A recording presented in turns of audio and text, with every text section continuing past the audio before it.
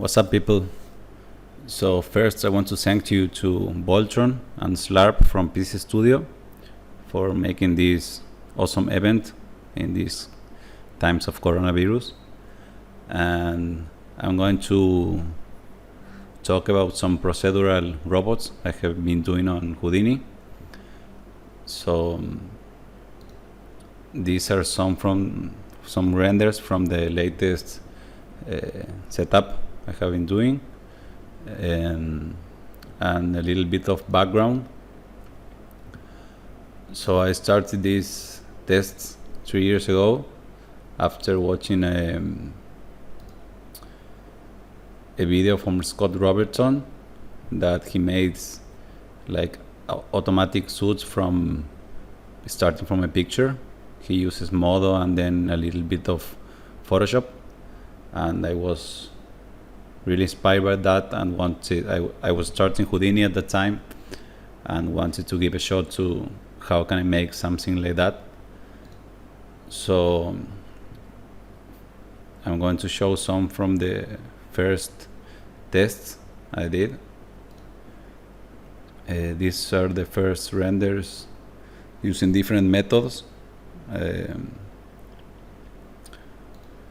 and these are some mixes from a setup I made in Houdini and then drop it into ZBrush to add like some small details, but 18% is Houdini here using other setups. And then I tried to make some helmets as well as some inflatable cloth in Houdini using Vellum. I get some help from my buddy Dave Stewart here to make this awesome automatic inflation. And for the latest RD, I'm going to explain some of how I wanted the setup to work, how many control I wanted to have. So the idea was to control two things and from there generate like automatic robots. So I wanted to control the overall silhouette of the character. So here I have the controls. For example, I can plug in here a human, a dog, anything, and that will be output as a robot structure. And then I wanted to have like any shape that I can make in Photoshop, for example, and project that into the silhouette. So you can see here, I'm gonna dig into the setup in a moment, but let me see. Yeah, it's recording. So for the silhouette, for example, we have the input geometry. In this case, it's a human. This is a basic shape from ZBrush. And then with some noises and mirroring, we start messing with the silhouette to get the overall shape we want for the robot. And then we go from the human to the silhouette, and then for example I can make any shape, random shape I want, and that will be projected into the noise, the silhouette we make. So having this, we can get any amount of iterations we want, controlling these two parameters. So let's go into the setup. I want to explain. So here is my base layer, and I made this control. So for example, in here in the obj, we can input any geometry. This is the default ZBrush human that comes with ZBrush. We can poly reduce if we want. If it's heavy, we can change the scale, and then we have the PSD that we can plug any shape that it's going to be projected, and then we have the base that I was talking on the before. So here, for example, I have these parameters, and in each frame it's going to modify. the silhouette.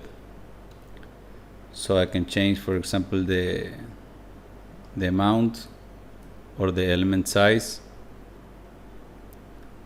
and I can also play with different kind of noises to get different silhouettes.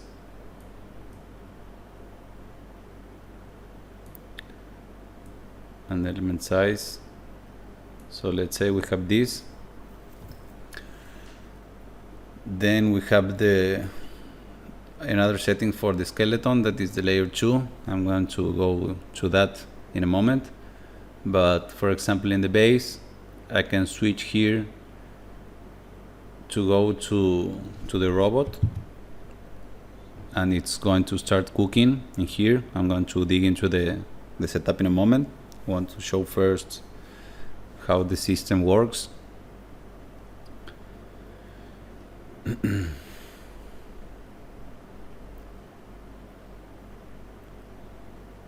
And you can see we have the shapes from the PSD file that you can make anything you want projected in here. So if we change the frame, it's going to change the shape. Right now it's slow because I modified some stuff for the video, but as you can see we can get tons of different shapes. I'm gonna show some renders here that I made. How can I switch into presentation? So all of these are renders from one setup that I left, and as you can see you can get some different shapes and silhouettes starting from a PSD, and it goes forever.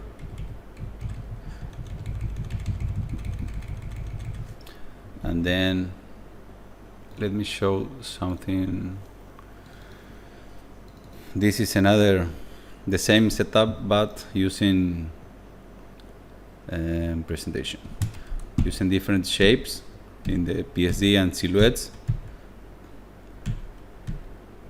So these are some kind of exosuites that I want to plug, for example, a skeleton or a human inside.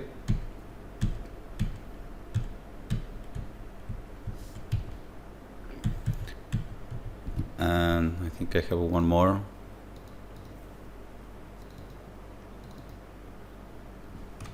This has like a inner skeleton.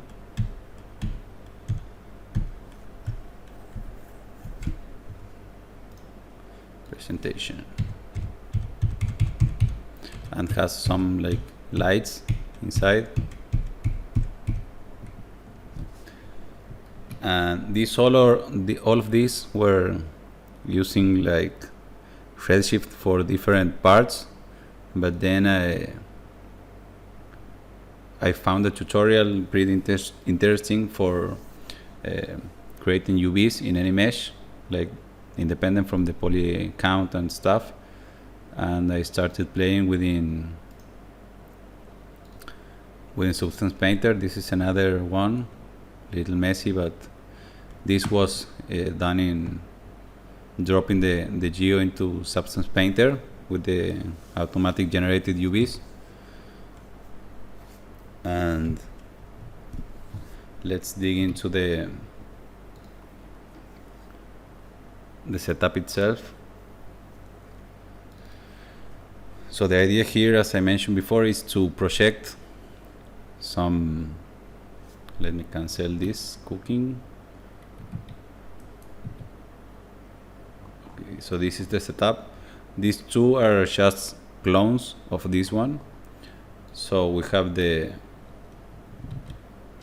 input, the OBJ. We transform to Houdini scale. We poly reduce it so it's faster to cook. And then here I'm grouping the arms. I'm going to explain this in a moment. Let me fix this. group the arms, delete. Then we use a polyfill to fill the gap here. A mountain to add some noise to the silhouette. This polyframe node is going to calculate the tangents, so the normals. So it follows the direction. So the geometry that we're using from the PSD is going to fit better in the arm. Then we scatter some points and we transfer the normals to the points. I'm going to show you in a moment. Normals. We randomize the color on the points, and then we do a copy to points. So let me put less copies here. So if we don't have this polyframe, it's not going to project well. So we have this and we have the arm, and now we want to project. So we use an end to get only the borders and the ray. So the ray node is going to project into the arm. Then we use a resample, a polyfill that it's going to fill the. I have 10 minutes more. It's going to fill the shapes. We clip in the middle and mirror. So we have the arms, and then we add a little bit of thickness, width of thicken, then BDB, and attribute transfer. So we get the colors back from the points, and then we are going to have all these parts in Substance separately to texture, and then we clip and mirror again. So this process is repeated here for the body and for the legs. I didn't do it like, let me explain why I did separately. If you make, let's go into this armor.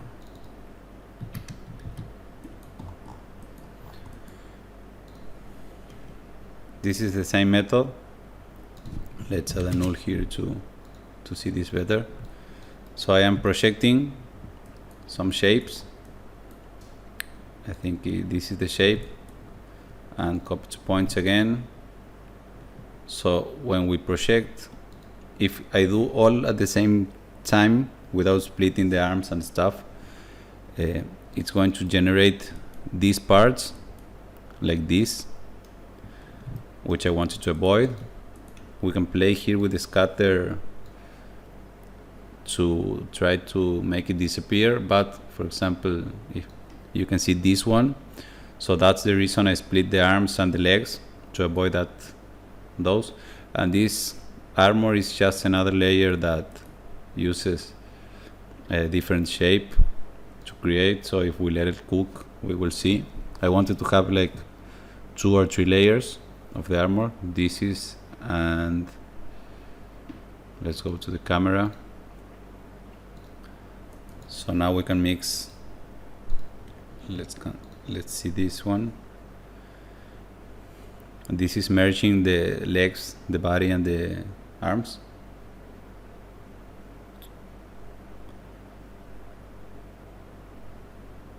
So it's cooking. It's recording, yeah. So here we can see these parts and these parts. So if I enable, we will have like 2 layers of stuff.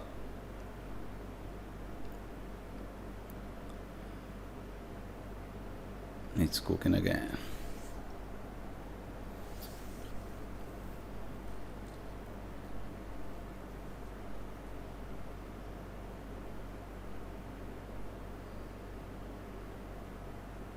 It's quite slow.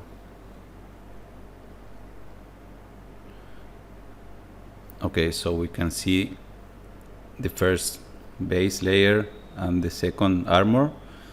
Then I did a skeleton. Let's dig inside. This is made with the BDB, a mirror, and then a BDB analysis to calculate the gradient. And we scatter some points, clip and mirror, and the volume trail. Here I am normalizing and inverting the force to get the inner parts, clip and mirror. And this was another test. If we put less, like to add some kind of different armor. But yeah, the idea here was using a skeleton. And before I finish, I wanted to show this is a useful method that I found in YouTube to get automatic UVs. So he's using a partition, naming and using a for each to create some UV islands. I will let this cooking, and let's go to the video. I think I have it here. So Adrian Lambert had this amazing idea of creating different UV islands automatically from any mesh and dependent from the poly count. So check out this tutorial. I'm going to post it in the end of the video if you want to make automatic UVs. So if we go here to the UV viewports, we can see it generated UV islands. And then I dropped this into Marvelous Designer, Substance Painter, and you can start having all the different parts to texture, to drop some stuff. What else?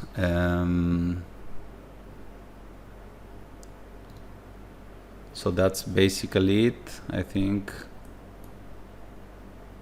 Let's see, in the control I have the obj, poly reduce, the PSD, the base to play, the skeleton. Let's play with the skeleton, with the settings here. Control, so we have how many points we want to scatter. We have a seed, we have the offset, and this if we want to add the connectors I showed before. So that's basically it for this setup, and some inspiration and links. So these are my portfolio, Instagram, Vimeo. I have some videos and tutorials on Vimeo to make this kind of stuff. I set the links here, and then this is the one for Scott Robertson, and this is a great talk of Akira Saito. Check out his work, he's amazing. He explained how to do some robots using mostly Voronoi fractures. And then Fernando Magalhães creates awesome stuff too. And I have to delete this. These are from here, sorry. Let's see if we have Akira Saito.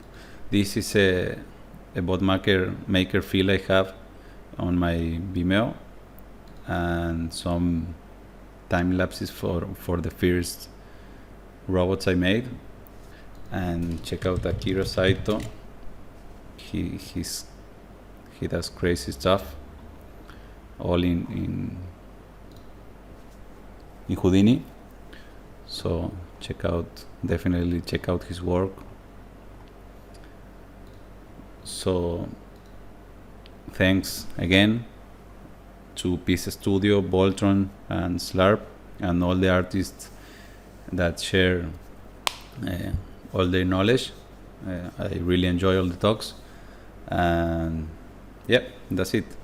I'm going to post the heap file of this setup if you want to study and play with it. And if any of you have any questions, let me know. Cheers.